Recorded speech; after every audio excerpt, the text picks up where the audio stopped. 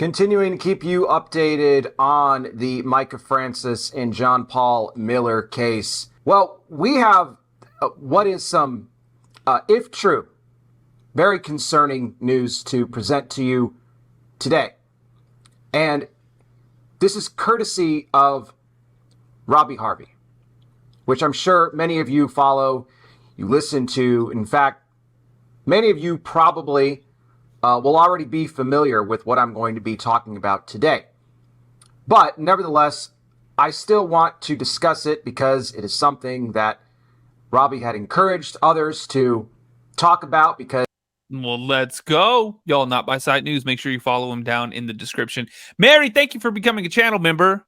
Thank you so much. Very much appreciated. Because they want to get help from the general public about what we're going to talk about here. And so I wanted to provide that update for my viewers so they can be informed. I know a lot of you found my channel through the Mica Francis and John Paul Miller case, so I felt a duty to come on here and present this information to you.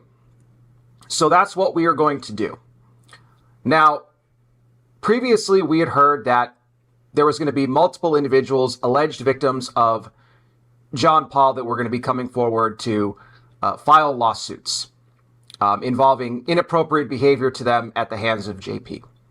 We're still waiting on that to happen, okay? We don't know when exactly it's going to happen. We know that a couple of weeks ago, we heard that it was imminent, that there were multiple. We did not know their ages. We did not know if they had any affiliation to the church. And so that is what we are still waiting for. But speaking of victims, there may be one out there right now that was allegedly, and again, I am saying allegedly, kidnapped by JP. That individual's name... What the hell? Did y'all hear about this? ...is Katie. And we're going to get into this phone call that Katie had apparently made to Robbie Harvey. And then also, we're going to talk about another call that Robbie received from Katie's alleged mother, Becky. There's a lot of talk going around as to whether or not the calls were real. Was it fake? Is it AI related? Oh, Lord. Maybe so. But there's a chance Tracy, that it's not. Now, maybe by the time that some of you watch this video, Robbie would have already come forward and said that, well, it was cleared, it was fake, or the victim was found. And if that's the case, well, then there'll be a resolution to that. But again, I want to talk about this because, Robbie just did this live stream on Sunday, August 4th. So I wanted to talk about it. Now, I am going to, for those that are interested, and again, some of you may have already watched Robbie's live stream and maybe you just want to get my take on it, just my opinions. I know a lot of you say that, you watch me, not because I'm not a clip channel, as I've said multiple times before. I'm a commentator. We just do we just talk here. We just, present the information and then, let you guys make your own decisions about what you think about it. And a lot of you appreciate the recaps and, you've told me, you don't necessarily like the clips and you don't like the sound effects and the fancy graphics, the bells and whistles and all that.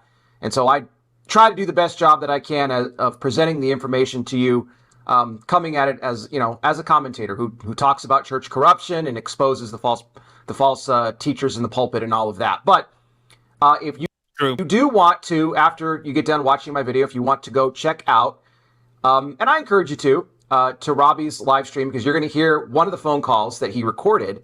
I will put a link to his video in the description here of my video, and you can go and check it out. So let's get into it. Robbie did this live stream on Sunday, August 4th, and he talked about a phone call that he received 2 weeks prior.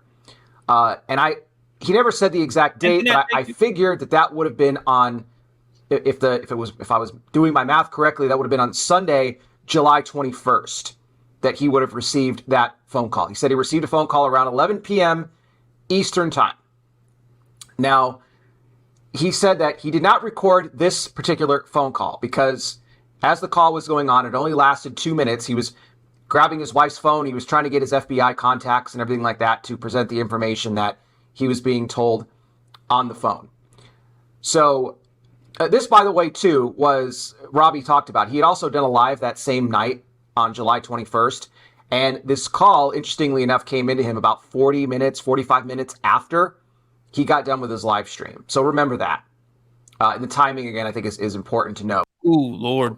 So he gets a phone call. He says it sounds like a young woman, probably in their teens. And she said that her name is Katie. And she says that she was with JP. And she said that JP wants to talk to Robbie Harvey. Robbie said, I'm not going to talk to that man. I've said this before multiple times. He called the police on me before. And when he did that, he lost his right to talk to me, even text me, all of that. Robbie has said that multiple times on many of his videos over the past several weeks. But then in the background, Robbie could hear JP's voice. And again, Robbie had said, I don't want to talk to him, I'm not going to talk to him. But he could hear JP's voice in the background say, well, you're gonna. Okay? Now, at this point, he claims that Katie says, and confronts JP and asks him, and says, did you call the police on him? Why did you call the police on him? And then he could hear a brief little argument exchange between the two. He then hears Katie begin to cry. She says that she is trapped. She doesn't know where she is. JP won't let her go. And what the hell happened? Did y'all hear about this? Robbie's, saying, look, stay on the phone with me. Stay on the phone. Do you know where you are? And she's just, I don't know. She could then hear whispering. Robbie could hear her whispering and talking, probably to JP. And again, more crying, but thank you. That was pretty much it. And then the call dropped. Okay. Now this was a, no caller ID here on the phone. So that's another, thing to note here. But again, was this true? Is this alleged Katie? Is this a real individual? That's the question that Robbie was asking. Now, he did call police and he contacted the FBI. Now, he credits Myrtle Beach police. He says he said, look, I got a call from a young lady. Her name said she was Katie. She was trapped. She didn't know where she was. And so police showed up to JP's house that same night. Okay. Again, this would have been on the 21st of July. Now, Robbie claims that police arrived. They didn't find anything at the home. Says that JP was apparently very cooperative with authorities in this. And again, they cleared him. There was no Katie there. They didn't find anybody except JP. Now, before I get to this next call, let me just interject my thoughts on this. Why would somebody who was allegedly kidnapped call Robbie Harvey, of all people, instead of the police? Why would JP, if in fact he did kidnap this Katie, and if this call is real, why would he instruct Katie to call Robbie Harvey? Again, if you were kidnapping somebody, why would you want to put it out there to anybody that that's actually what you were doing? This is a valid question, I think, that I have in this. So, and many have said that JP is doing this to mess with Robbie, and we're going to get to the second call where a lot more of this is going to maybe start to make sense. Oh, damn. And again, Robbie did not record that first call because he was trying to, remember, get the contacts. By the way, he did bring his wife on. His wife did confirm the first phone call because he brought her over and put it on speakerphone as, Katie was talking. And so his wife, Tiffany, I believe her name is. Oh, my goodness. Just thank you, Selena. Thank you. Did confirm that Robbie did get that call from this individual allegedly named Katie. Let's get to the second phone call now. This occurred about 10 days later on Wednesday, July 31st. Okay. Robbie gets another phone call, another number that he doesn't recognize. And the way that this call went, this is a woman that claims to be the name Becky, who I guess is Katie's mother. And she was very frantic. And for those that want to, again, if you want to go and listen to Robbie's video, then again, I'll have that link for you in the description. I know, again, a lot of you just enjoy my recaps and, you just prefer the recap version of what I do as opposed to the clips. And I'll try and do the best I can here. So thank you for all of you for, your patience in that and trusting me to provide you with the recaps that I do. Becky was very frantic on the phone. And I'm talking very frantic. Came at Robbie Harvey, accusing him of basically inappropriate behavior with her daughter, Katie. Okay? Not JP, at least not at first. I want to point that out. The first part of the phone call was all about, this mom, Becky, going at Robbie Harvey, saying that he's the one that was trying to effectively, again, have the inappropriate behavior with her daughter. And Robbie's trying to say, I don't know what you're talking about. Who is your daughter? I don't know who this is. What the hell is going on? It didn't come out until later that she said the name of Katie. And he says, oh, wait a minute. And then he starts to, mention about the first phone call. But all throughout the call, you heard Becky, again, very frank. She's like, it just doesn't Selena, howdy, ma'am. Thank you. sound like this would be, is this the Robbie Harvey from, the creator who's always talking about Mica? Oh, and let me also say this, because I don't want to forget, this is important. At the very first part of the call, and this stuck out to me, the mom, Becky, seemed very hostile towards Mica. That's very important in this. And she said, oh, that Mica, it's all this talk about Mica, this and that. And look, the girl, she did what she did. She blew her, what, out. Sweet Jesus. Interesting. And she starts getting into, all these claims about how all these people think that she didn't do it. No, she did. She did. She blew her, what, out. So I thought that was just strange to start the call off that way. Again, this is the Robbie Harvey, this is the creator, the one who's just so obsessed with Mica and everything, and so it transitions from there into the daughter, and Becky accusing Robbie of text messages that were sent. She says that she had his number, and it's your number that was sending the text messages to my daughter, asking her for, all these inappropriate things. And if you want to listen to the call, you can hear it there. I won't repeat all of it here for obvious reasons. But again, Robbie say, what are you talking about? What are you getting at here? I don't know who your daughter is. Why would I do this? And she threatens to tell his wife. And he's like, you can tell my wife right now. And Robbie brings his wife on the call. And she's right there. And she's like, you got to know what your husband did. She's like, yeah, I'm going to show you. And all this while she's saying that she's like, I'll send it to you. She tells Robbie, I'll send you the text messages I have. I'll email you more evidence that I have. Now, as this call continues on, John Paul finally gets mentioned up. Oddly enough, though, Becky just refers to him at a couple points as just John, which is interesting because I've never heard him just referred to as John at any point during this story. I've heard John Paul Miller, JP Miller, right? We've heard all these different, combinations of his name, but never just John. And then she starts saying that, she starts to calm down a little bit. Robbie's even saying, look, I'll go to the police with you. I don't even live in South Carolina, which is what, she said on the phone. I thought you lived in Florida. He's like, I do live in Florida. And he's like, that's what I'm trying to tell you, but I'll go down to the authorities with you. And look, he even says, look, JP doesn't like me. Look, you understand. He's like, why would I bring my wife on the call if I did these things that you're accusing me of doing? Why would I want to involve my wife in it? And she's like, okay, maybe that makes sense, right? She then starts talking about, and then we know, she reveals the age of Katie, which she says is 17. And she says, look, she's very, she's going to probably be mad at me for this. And, she doesn't turn 18 for another 9 months yet. And she talks about how she's always wanting to go down to that church. And he's like, what do you mean go down to the church and do what? And so she wants to do the Justice for Mica thing. So she wants to be a part of that. So, okay, now we're getting some more context here. So Katie apparently, dear Lord, is somebody who's involved with the protests.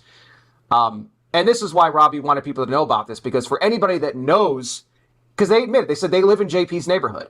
Okay. Katie and her mom, Becky, they live in JP's neighborhood. So if anybody, I'm saying this to you now before I continue, if you are in that neighborhood and you know a Katie or you know a Becky, inform the authorities. Share Robbie's video with them, because it's very important. Because again, if this Katie victim is real, there's someone here that needs help. Okay. So she says again, she's always going down to the church. And I got this other guy, CJ, who's always creeping around my neighborhood and everything. And, he's even, been in the driveway, she said. And interestingly enough, Robbie never mentioned, because I listened to the whole thing. Damn. This lady's throwing CJ in there too? Holy hell. He never mentioned CJ. Now, I don't know if, when I heard that, I immediately thought of CJ's Crime Concepts on YouTube. For those of you that know that you go to the protests out there at the church, CJ's always there. he does a good job of filming all the events, and he's followed along with the story too. He's had interactions with JP. So I thought it was interesting, but Robbie never mentioned CJ. I don't know why. I don't know if Robbie knows CJ or does, or maybe he just, and I'm not even trying to say anything, but like maybe he just wasn't really trying to put the focus on that. And he was just really trying to get out this information about Katie and her mom and Becky. But I thought that was interesting. So I don't know, for those of you that caught that or not, I don't know if that was supposed to be a reference to CJ's crime concepts or not. But she says that the CJ guy's always around here poking around trying to get information and find just a little something there. I had to point that out. Maybe CJ's already responded to that on his channel. I'm not sure.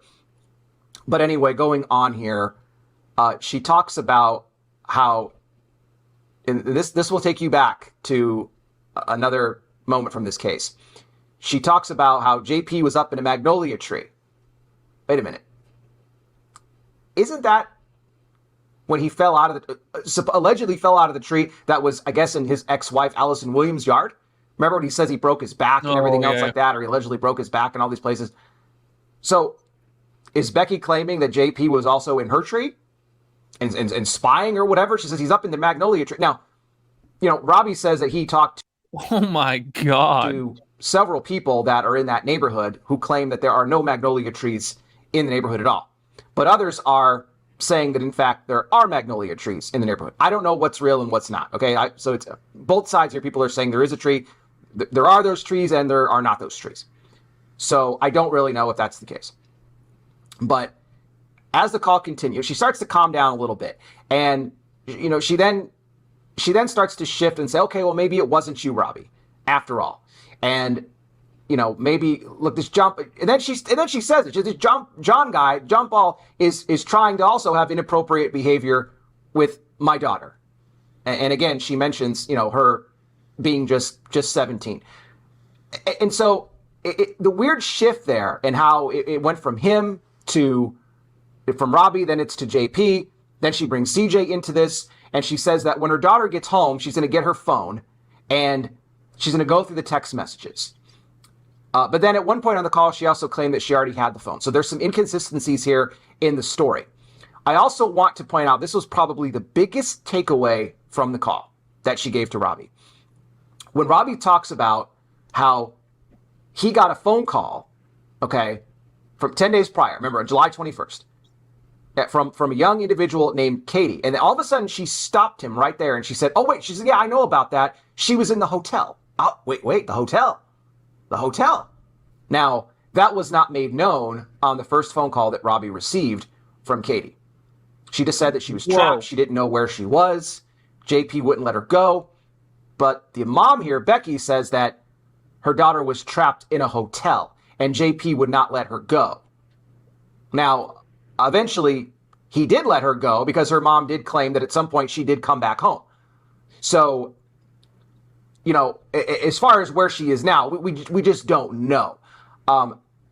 The call on the 31st of July, she said that when she gets home, she's going to get her phone. She talks about how her daughter is, very strong, and she was worried that her daughter was going to come after her for accusing her of things, and all these different creators that are trying to have inappropriate behavior with her. So again, it was very frantic how she was acting on the phone. Robbie said, look, I'll help you. Look, email me. He's like, email me. And this was the other thing I took from the call. Becky said that she had about, before I say this, there is a, when I listened to the call, and just this next part, I sensed a very evil spirit behind it. There's been a lot of talk about whether... Oh, snap. Y'all, should we bring up the Robbie Harvey, the actual video? Because I just got it. Or not the 911 call was real or not that Mica made. I've said it. Many of you have said it. Was AI involved? Maybe it was. I don't know for sure, but there's just something about these calls that Robbie talked about that he got from Katie and from Becky that there's just this, to me, an evil. That's a whole bunch of yeses. Don't worry, I got it up, y'all. Spirit behind it. But this is what she said to Robbie. She says, I have at least 300 pieces of evidence against this JP guy, against John Paul. Where have we heard that before?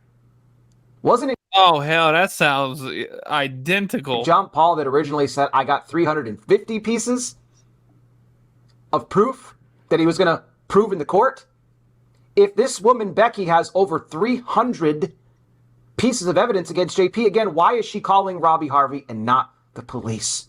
Why was Katie calling Robbie Harvey and not the police?